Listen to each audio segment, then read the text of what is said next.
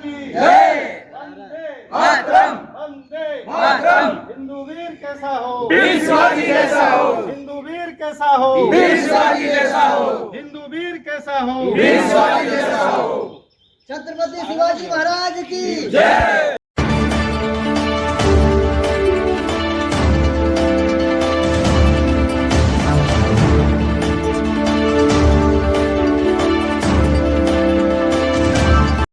हिंदू साम्राज्य दिवस पूरे भारतवर्ष में राष्ट्रीय स्वयंसेवक संघ के द्वारा मनाया जाता है।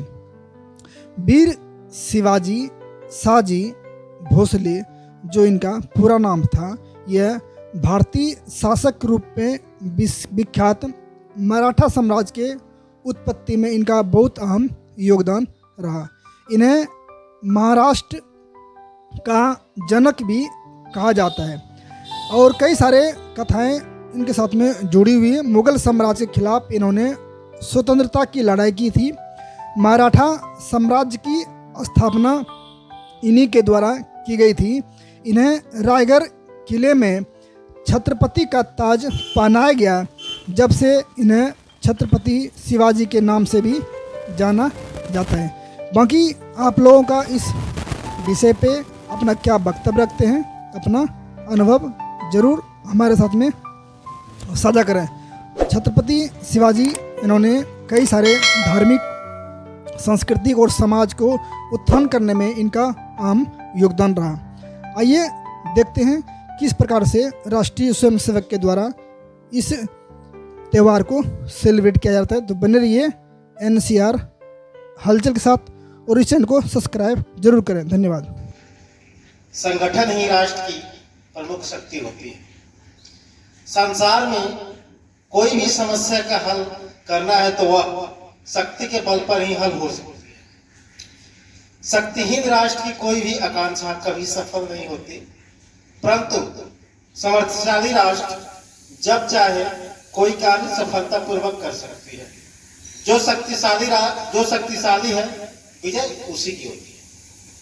हिंदू साम्राज्य दिवस ये मिलेगा नहीं आपको। शिवाजी महाराज का जो समय है, जो कालखंड है, उस समय चारों तरफ निराशा का वातावरण था हिंदुओं के लिए। शिवाजी महाराज के अगर जीवन में चलते हैं तो सबसे बड़ा नाम माता जीजाबाई का आता है। जीजाबाई का जिक्र इसलिए मैं करूंगा क्योंकि जब बाल्यावस्था में थी, लगभग 10 साल की उम्र रही होगी उनकी, तो पूजा के लिए जा रही थी और हाथ में थाल लेकर के जा रही थी। मुगल सैनिक उधर से गुजर रहे थे। जानबूझ के उन्होंने जो पूजा की थाली थी उसे धक्का मार के गिरा दिया। जीजाबाई ने, माता जी ने 10 साल की उम्र होगी, आके अपने पिताजी से सारा वृत्तांत कह के सुनाती हैं और उनसे आग्रह करती है कि इसका बदला दीजिए। पिताजी कहते हैं हम तो उनके यहाँ नौकर है, नौकरी करते हैं, हम कैसे बदला ले सकते हैं। वो 10 वर्ष की जो बालिका है अपने मन में सोचती है पिताजी ने तो बदला नहीं लिया, जब मेरी शादी होगी मैं अपने पति से कहूंगी मेरा पति बदला लेगा। शाहजी भोसले जी से उनकी शादी होती है। शादी होती है तो पुनः वो यही प्रश्न अपने पति से वो सारा वृत्तांत, हालांकि वो बीजापुर के सुल्तान के यहाँ खुद ही सेनापति की नौकरी पे थे। अब जब उनसे वो कहती है कि पत्नी होती है, कुछ मांगती है अपने पति से, तो वो कहती है मैं तो वो घटना याद है, उसका बदला चाहिए। वो भी कहते हैं भाई हम तो उनके यहाँ नौकरी करते हैं, तो उनके नौकर हैं, गुलाम हैं, ये संभव नहीं है। माता जीजाबाई जी एक प्रतिज्ञा करते हैं, इतना मतलब बाल्यकाल से चला, पिताजी अब पति भी मना कर रहा है, तो कहती मेरा जो पुत्र होगा तो मेरी इच्छा पूरी।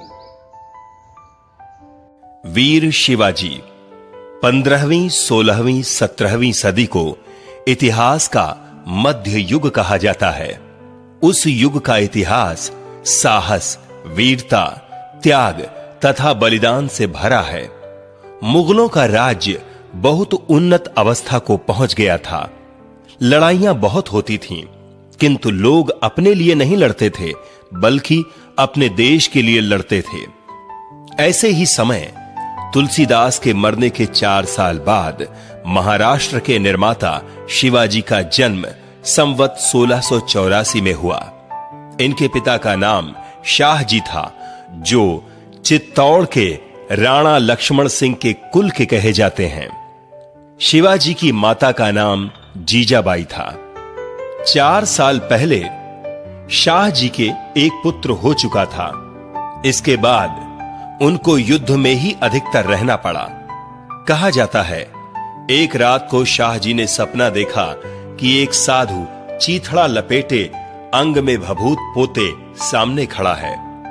इनके हाथ में एक आम उसने दिया और कहा, इसका आधा भाग अपनी पत्नी को खिलाओ और तुम्हारे एक पुत्र होगा जो शिवाजी का अवतार होगा। शाहजी की नींद खुल गई।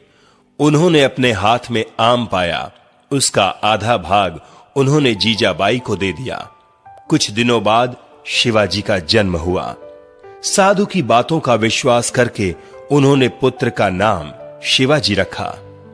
कोणदेव ने शिवाजी को घुड़सवारी तथा धनुष बाण चलाने का अभ्यास कराया।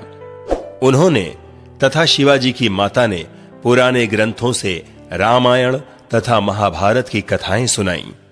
शिवाजी भीम और अर्जुन बनने की कल्पना करने लगे। 18 साल की अवस्था होते होते शिवाजी निर्भीक, साहसी और श्रमी हो गए।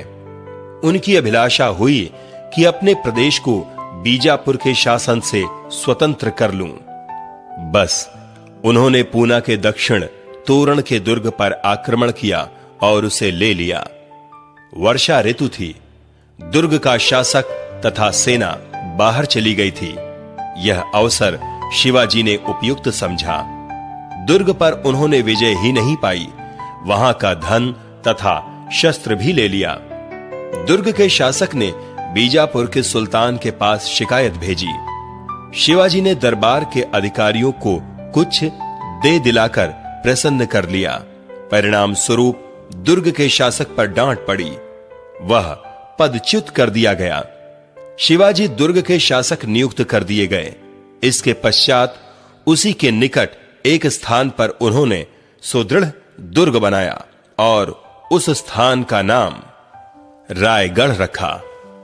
सिंहगढ़ तथा पुरंदर के भी दुर्ग इन्हें मिल गए। इस प्रकार इनके हाथ 4 दुर्ग आ गए। किंतु इन दुर्गों को लेने तथा बनवाने में शिवाजी का सब धन लग गया और उनके पास पैसा न रहा।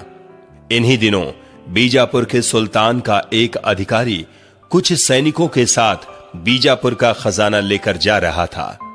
शिवाजी ने उस पर छापा मारा और सारा धन लूट लिया।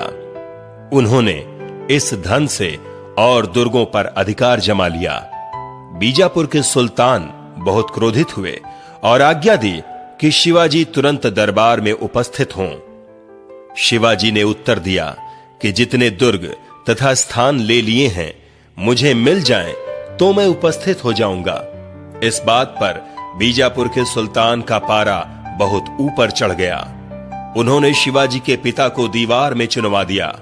केवल मुंह के सामने एक छेद सांस लेने के लिए छोड़ दिया और कहा, शिवाजी से कह दो कि ठीक राह पर आ जाए, नहीं तो छेद भी बंद कर दिया जाएगा। शिवाजी ने मुगल सम्राट से शाहजी को छोड़ देने के लिए पत्र लिखा और शाहजी छोड़ दिए गए। शिवाजी का साहस बढ़ता गया। वहां जो स्थान मिलता, जो संपत्ति मिलती, वे उस पर कब्जा कर लेते थे। बीजापुर के सुल्तान जब किसी प्रकार विजय प्राप्त न कर सके, तब उन्होंने अपने अधिकारी तथा सैनिक अफजल खां को शिवाजी को पकड़ने के लिए भेजा। सैनिकों की एक टुकड़ी के साथ वह एक पिंजड़ा भी लाया, जिसमें शिवाजी को बंद कर बीजापुर के दरबार में ले जाने वाला था।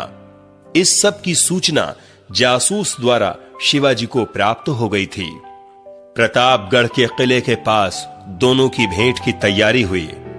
शिवाजी को अफजल खां की नीयत का पता चल ही गया था, इसलिए इन्होंने वस्त्र के नीचे लोटे का जिरह बख्तर पहनने की बजाय पगड़ी के नीचे लोहे का टोप पहना, बाईं आस्तीन में छुरा छिपा लिया और दाहिने हाथ में बधनक पहन लिया। दो दो साथियों के साथ यह लोग एक तंबू में मिले। अफजल खां ने देखा कि उसे यह उपयुक्त अवसर मिल गया है। उसने बाएं हाथ से झपटकर शिवाजी की गर्दन पकड़ी और दाहिने हाथ से तलवार का प्रहार पेट पर किया, किंतु वहां तो लोहे का कवच था। शिवाजी ने अपनी गर्दन छुड़ाने की चेष्टा की, किंतु सफलता न मिली। उन्होंने झट बाएं हाथ का छुरा अफजल खां की पीठ में भोंक दिया और बदनखा से उसका पेट फाड़ डाला। अफजल ने सिर पर तलवार की चोट की, लोहे का टोप कट गया और शिवाजी के सिर पर साधारण चोट लगी। अफजल खां के दोनों साथी सहायता के लिए दौड़े, किंतु उनकी एक न चली। शिवाजी के सहायकों ने अफजल खां के सहायकों का वध कर दिया। उसी अवसर पर शिवाजी के सैनिकों ने आक्रमण कर दिया और सारी सेना नष्ट कर दी गई। इस समाचार से बीजापुर के सुल्तान और जल उठे। उन्होंने शिवाजी पर विजय प्राप्त करने के लिए अनेक प्रयत्न किए, किंतु सब में विफल रहे। इधर शिवाजी विजय पर विजय प्राप्त करते जा रहे थे और अपना राज्य बढ़ा रहे थे। अंत में इनके पिता के प्रयत्न से बीजापुर तथा शिवाजी के बीच संधि हो गई। अब शिवाजी बीजापुर का राज्य छोड़ मुगल साम्राज्य के भीतर आक्रमण करने लगे। शिवाजी के सैनिकों ने मुगल सैनिकों का वेश धारण करके शामस्ता खां के निवास स्थान में प्रवेश किया, उसके सैनिकों को पराजित किया। शामस्ता खां का पुत्र मारा गया और वह भाग गया। भागने से उसके हाथ की उंगलियां कट गईं। औरंगजेब उससे बहुत रुष्ट हुआ और उसे दक्षिण से हटा लिया। शिवाजी का काम चलता रहा। अंत में औरंगजेब ने एक बड़ी सेना भेजी, जिसमें जय सिंह भी थे। शिवाजी ने उस समय संधि कर लेना ही उचित समझा और औरंगजेब के दरबार में जाना स्वीकार कर लिया। औरंगजेब ने इनका उचित सम्मान नहीं किया और इन्हें बंदी बना लिया, लेकिन वहां इन्होंने अस्वस्थता का बहाना किया और रोग के निवारणार्थ नित्य मिठाई बांटी जाने लगी। उसी मिठाई की टोकरी में बैठकर एक दिन वह वहां से भाग गए। मथुरा, प्रयाग, काशी, गया होते हुए यह पूना पहुंचे। सन 1674 ईस्वी में रायगढ़ में इन्होंने राजा की पदवी धारण की और बड़े धूमधाम से यह समारोह संपन्न हुआ। काशी से भागा भट्ट गए थे, जिन्होंने इनका यज्ञोपवीत कराया। इसके पश्चात इन्होंने सुदूर दक्षिण तक अपने राज्य का विस्तार किया। शिवाजी आजकल की दृष्टि से पढ़े लिखे न थे, पुस्तकों का ज्ञान उन्हें नहीं था, किसी पाठशाला में उन्होंने अध्ययन नहीं किया था, किंतु उन्हें ज्ञान पर्याप्त था। पंडितों तथा विद्वानों का बहुत सम्मान करते थे। हिंदी के विख्यात कवि भूषण इनके दरबार में रहते थे। भूषण घर से रुष्ट होकर भाग गए थे। शिवाजी की ख्याति सुनकर दक्षिण चले गए। शिवाजी एक मंदिर में ठहरे थे, वहीं शिवाजी से इनकी भेंट हुई। शिवाजी ने इनसे परिचय पूछा तो इन्होंने कहा, मैं कवि हूं, महाराज शिवाजी के दरबार में जा रहा हूं। शिवाजी ने कहा, वहां क्या सुनाइएगा, कुछ मैं भी सुनूं। भूषण एक के बाद एक छंद सुनाने लगे। 52 कवित्व सुनाने के पश्चात चुप हो गए। शिवाजी ने कहा, और सुनाइए। भूषण ने कहा, सब तुम ही को सुनाएं, अब नहीं सुनाऊंगा। शिवाजी ने तब अपना परिचय दिया और कहा जाता है कि 52 छंदों पर 52 लाख रुपए, 52 गांव और 52 हाथी पुरस्कार में दिए। शिवाजी हिंदू धर्म के दृढ़ अनुयायी थे, किंतु दूसरे धर्मों के प्रति अतीव उदार थे। यह गुण उस युग के बिरले लोगों में पाया जाता है। विजय के अवसर पर कहीं कुरान की पोथी मिल जाती थी तो बड़े सम्मान से उसे रखते थे और अपने किसी मुसलमान कर्मचारी अथवा मौलवी को देते थे। उनकी कठोर आज्ञा थी कि कोई सैनिक मस्जिद को हानि न पहुंचाए, महिलाओं का आदर किया जाए। उनकी सेना में मुसलमान कर्मचारी भी थे। वे अपनी जन्मभूमि स्वतंत्र कराना चाहते थे, किंतु किसी धर्म या जाति से उनको किसी प्रकार का द्वेष नहीं था। शिवाजी बहुत अच्छे सैनिक और सेनानी थे। जिस प्रकार वह लड़ाइयों का संचालन करते थे और उसकी योजना बनाते थे, उसकी प्रशंसा यूरोप के युद्ध विद्या के पंडितों ने की है। शिवाजी को सदा उत्साहित करने वाले तथा उनके विचारों को ऊंचा बनाने वाले उनके गुरु थे रामदास। जिस प्रकार शैशव में उनकी माता ने तथा लड़कपन में दादाजी कोंडदेव ने शिक्षा से उन्हें उत्साहित किया, उसी प्रकार यौवन में समर्थ गुरु रामदास ने उनके हृदय को अपनी ऊंची शिक्षा से देश प्रेम के भावों से भर दिया। उनका मेन जो मकसद होता था वो व्यक्तित्व निर्माण का। तो हम संघ में भी आते हैं तो क्या करते हैं, मन में स्वयं सेवक बन दिया हो सकता है, समाज के व्यक्ति भी हो तो संघ में कुछ नहीं करता। और ये सत्य है, जो करता है वो स्वयं सेवक करता है। और स्वयं सेवक कौन होता है? अपनी स्वयं की प्रेरणा से। स्वयं सेवक होना कोई आसान कार्य नहीं है। कोई भी कार्य करने के लिए जब आप जाते हैं तो उसके प्रतिफल आदमी सोचता है कि इसे मिलेगा क्या, लेकिन स्वयं सेवक ने अपने मन से एक कांटो बड़ा मार्ग चुना हुआ है। माँ भारती को परम वैभव में ले जाना है, ऐसी उसकी इच्छा है, ऐसा संकल्प है। मिलेगा क्या? कुछ नहीं। यहाँ तक कि जो अच्छा कार्य भी करते हैं उसे भी समाज को ही समर्पित करते हैं, समाज के ही लोग को आगे ले आते हैं। स्वयं सेवक सारे कार्य करेगा, लेकिन जहाँ वो पिक्चर होती है ना फोटो होती है, श्रेय लेने की बात आती है तो स्वयं सेवक कभी श्रेय नहीं लेता। ऐसा निस्वार्थी स्वयं सेवक होता है। नमस्ते सदा वत्सले मातृभूमे, नमस्ते सदा वत्सले मातृभूमे, त्वया हिंदू भूमे सुखं वर्धितोऽहम्, त्वया हिंदू भूमे सुखं वर्धितोऽहम्, महामंगले पुण्यभूमे त्वदर्थे, महामंगले पुण्यभूमे त्वदर्थे, पतत्वे सकायो नमस्ते नमस्ते, पतत्वे सखायो नमस्ते नमस्ते, प्रभो शक्तिमन हिंदू राष्ट्रांगभूता, प्रभो शक्तिमन् हिंदू राष्ट्रांगभूता, इमे सादरं त्वां नमामो वयम्, इमे सादरं त्वां नमामो वयम्, त्वदीयाय कार्याय बद्धाकटियम्, त्वदीयाय कार्याय बद्धाकटियम्, शुभामासि सन्ते हितत्पूर्तये, शुभामासि सन्ते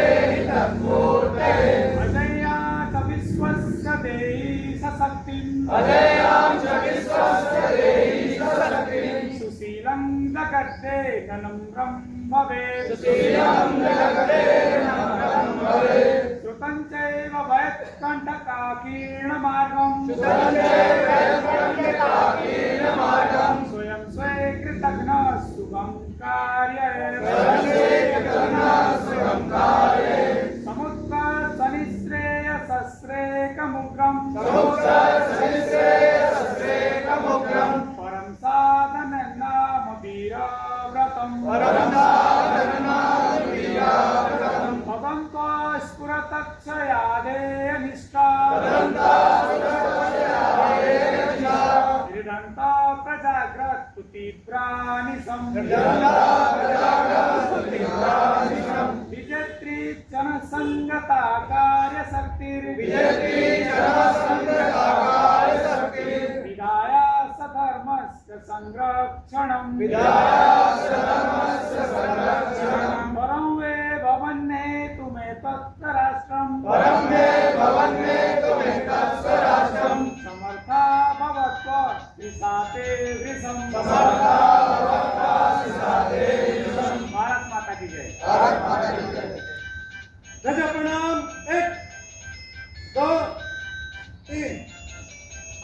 आज का इस प्रोग्राम में वीर शिवाजी साजी भोसले के बारे में विस्तृत से जानकारी दी गई। साथ में यहाँ पे काफ़ी सारे प्रोग्राम किया गया। छोटी सी आपको लघु फिल्म के भी माध्यम से आज का ये प्रोग्राम दिखाया गया। बाकी आप लोगों का इस विषय पे क्या वक्तव्य रखते हैं, आपका क्या नज़रिया है, अपना अनुभव जरूर हमारे साथ में कमेंट करें। और हाँ, इस चैनल को सब्सक्राइब जरूर कर हमारे प्रोत्साहन बनाएं। इस तरह के तमाम खबरों के लिए बने रहिए NCR हलचल के साथ। बहुत बहुत धन्यवाद, बहुत बहुत धन्यवाद। जयकारा वीर बजरंगी, जयकारा वीर बजरंगी, जयकारा वीर बजरंगी।